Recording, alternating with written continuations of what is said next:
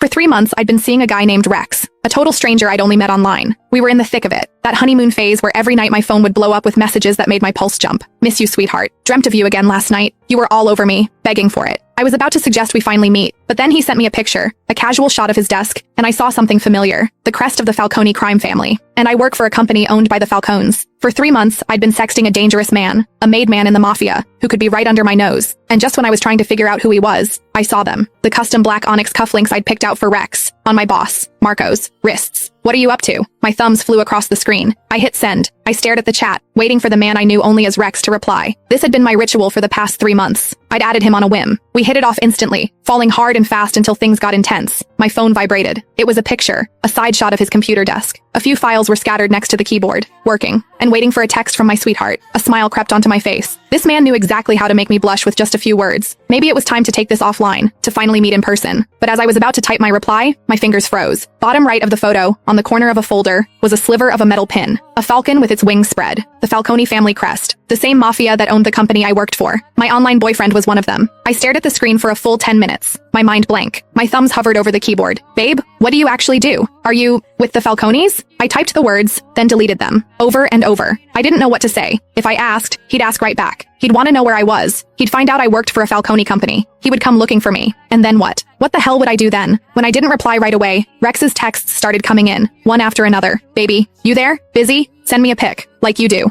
Your hand, or anything. Dreamt of you again last night. You were all over me, begging for it. His words were getting dirtier, bolder, but this time, my cheeks weren't just hot with a blush. They were burning with a cold dread. For 3 months, I thought I was talking to some normal businessman, a guy who was exciting and new, but safe. I might work for the mob, but I never, ever wanted to be with a mobster. That was a death wish. And to think I'd been trading my deepest fantasies and whispering my secrets to a made man. My phone buzzed again, a voice call. I couldn't answer. He'd hear the panic in my voice. I fumbled with the screen, declining the call. Then I quickly typed out a lie. In a meeting, honey. Talk later. He seemed to buy it. A moment later, he replied, waiting for you. I closed the chat and took a deep, shaky breath. I needed to calm down, think. First, I had to figure out who he was. Was he some low-level muscle or a high-up manager? Second, what was I going to do? Risk it and keep this going, or run for the hills? I opened our chat history, scrolling through our old messages, searching for clues. We'd both been careful about privacy, never sharing details about our work or personal lives. But one thing stood out. He'd once sent me an ab pic from a gym mirror. His stomach was perfectly defined, and just below his left ribs, there was a black tattoo. It looked like some ancient cryptic symbol, all sharp lines and mystery. It was the only identifying feature I had. The problem was, I couldn't exactly start ripping open shirts at headquarters to play a game of Find the Tattoo.